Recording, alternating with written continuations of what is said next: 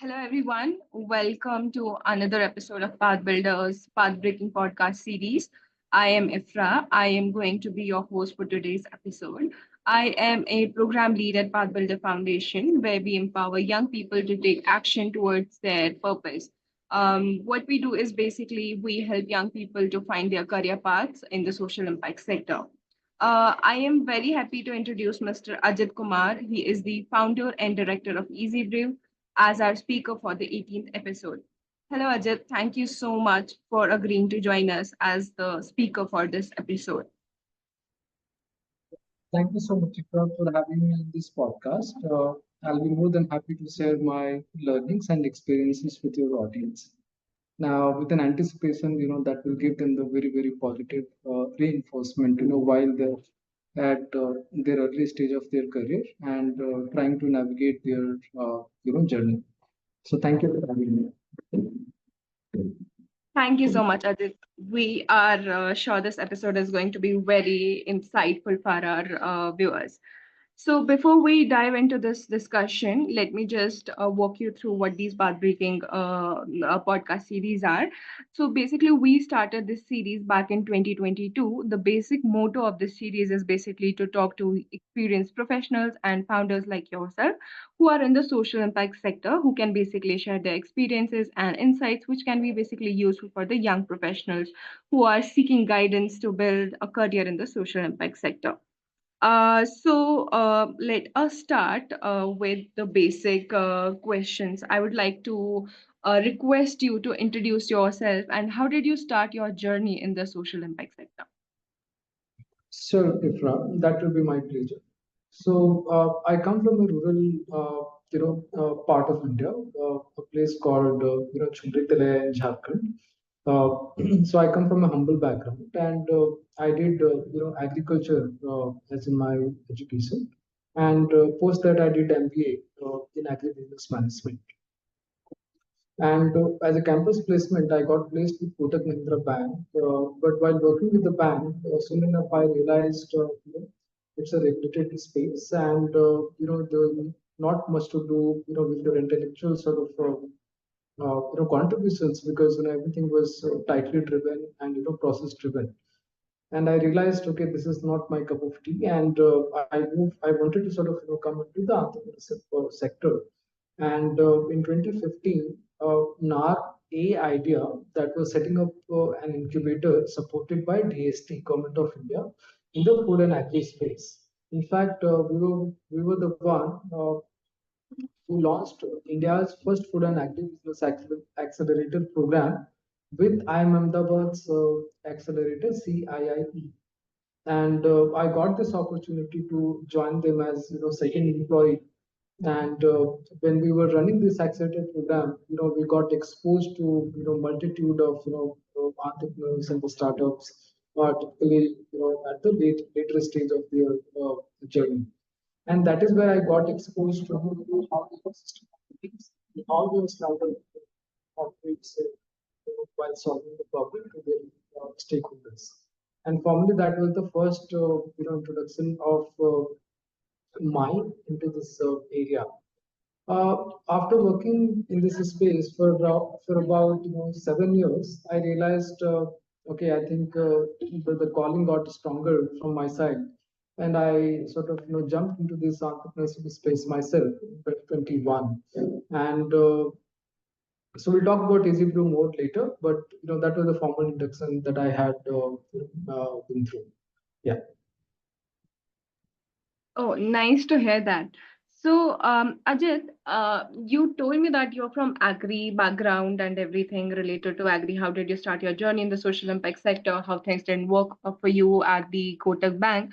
So, I just wanted to ask, so you have started your own venture. What was the basic motivation behind that? Why did you wanted to enter into Easy Brew? So, so again, very interesting question. And the anecdote that I had was because I was, helping the entrepreneurs, making sure that they are navigating their journey meaningfully through the incubator support, and I was, being the link between the incubator and the incubator of the startups. So I had to work very closely with the founders directly, and during that journey, one of the fundamentals of any startup that I realized is the problem solving approach. And I am a tea lover myself. So what happened, at in one instance, while preparing the tea myself, I realized ultimately, we consume tea phytochemicals, right? But tea is being prepared, conventionally by using, boiling the tea powder in a cup, in a water and milk, depending upon individual's preference. But essentially, we consume only tea phytochemicals, right? So I thought, okay, why not we can work on our processing technology, and we developed a very unique tea-based formulation where we can provide the liquid instant tea to the customers, which is 100% soluble in water, while giving the similar flavor profile with similar organoleptic properties to the customers, right? And this will help us to reduce down the logistics cost for the tea powder, and also the wet waste being produced in the form of tea waste, right? So that was the basic motivation, and we started our core research in sometime in 2019, and we realized there is a huge scope in this area, and that is how I ventured into this space. So the Oh, that fundamentals remain same. So I wanted to solve a particular problem which has been very common in the ecosystem, and I wanted to challenge that status quo with our offerings. Yeah. that is a great ideology behind your startup and great strategy, Ajit, let me tell you. Okay. Thank you so So much. yes, welcome. So let me ask you my next question. Basically, I just wanted to know, since you're in this agri-business sector, I just want to know what are some emerging opportunities for the youngsters who want to enter into this field. What will be these significant opportunities, and how can they explore these opportunities? Sure. So, Ifra, food and agri is a very interesting space to be in this current time, and I'll give you a couple of stats now. So, as you are aware, India is one of the most populous country in the world, right? But then at the same time, India has a median age of 35 years of the young population, right? So we are best positioned to cater not only to India but to the world, right? That is one. Apart from that, our disposable income is also rising up, right? And as per research and study, it is said that the moment your disposable income goes up, right? I mean, the likelihood of adopting the clean food and healthier food goes also up. So, considering all these, insights into your approach, uh, the current graduates or the current innovators, they may venture into this space uh, to change the landscape totally, which was not, precisely possible, let's say 20 years ago, 30 years ago. Some of the areas which I'm personally excited about is food processing, nutraceuticals, and some Okay. of the areas you can cater to uh, through your innovations in the food space will be around not only in the urban space but also in the peri-urban space. Uh, so I think these are the areas I think somebody can the early entrants can evaluate through. Got it, got it. Thank you so much, Ajit, for sharing this. Also, I just want to know what are the typical roles that a person should look for if a youngster is applying. What is the entry level role for him or her, or like a person who has like 1 to 3 years of work experience? What are the typical kind of roles that they should, if they want to enter into this agri business social enterprises? Yeah, so this question is, slightly contextual. So, for example, if somebody is, coming with, technical skill set and, knowledge and education, then the role would vary somewhere, from somebody can enter as a, let's say, junior analyst, or, they can also start with, junior production engineer, right, depending upon the qualification. But I think more than the roles, my My observation here is, I think since they are fresher, most of the openings will be junior. That it is no brainer. But I think the entrants should ask for more, while while proving their metal through cutting execution capabilities. Ideally, they should not look for any title in the start, but I think they should look for the opportunities which will provide them maximum exposure for their growth and learning. Yeah, so I think these are the potential roles I think this would look for. Got it. Got it. Yeah. Yeah. That is such a like that is true. One should not look for the titles and all in the beginning, at least. Okay, so my next question for you, Ajit, would be if somebody wants to enter into this field of agribusiness and social sector, what are the kind of skills or expertise somebody should look to build up or like brushing up? So I think I'll try to answer this question in two ways. One is it is very very imperative in the current dynamic times that one should be very much aware about the emerging new technologies like AI and ML. But at the same time, I think people should be having the attitude of problem solving.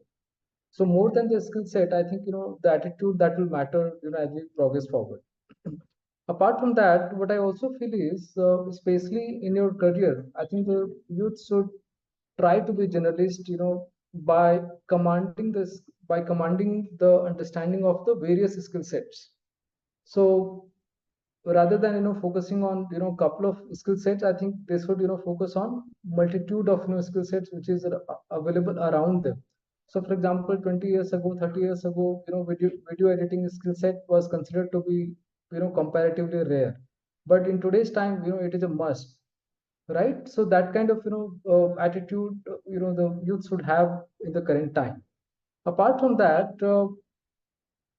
you should look the entire value chain. So for example, we are talking about agribusiness and the food space. Right now, this agri and food is a very very vast sort of area. So for example, agri production, so production, the entire production chain will come into picture. The moment we talk about food, the entire forward food processing, that also comes into picture. The moment we say agriculture, we also include veterinary into this. We also include lot of border cultivation into it, right? So it becomes very very complex that way. So you'll have to understand the very very nuance of it, and the moment you go deeper into it, I mean, every subsector will offer you something different to learn, right? So for example, just a couple of minutes back I spoke about nutraceuticals. Now I'll give you one example. So Japan is having a population which is aging very very fast. Now can you do something for them in the nutraceutical space, so that that will help them to sort of live happily, or live more efficiently. So that kind of, so you need to understand the global world, I mean global trend, and taking that insights from that trend, I think if you can work around it and offer something to the world, I think that is the key. Yeah. Got it. True, true.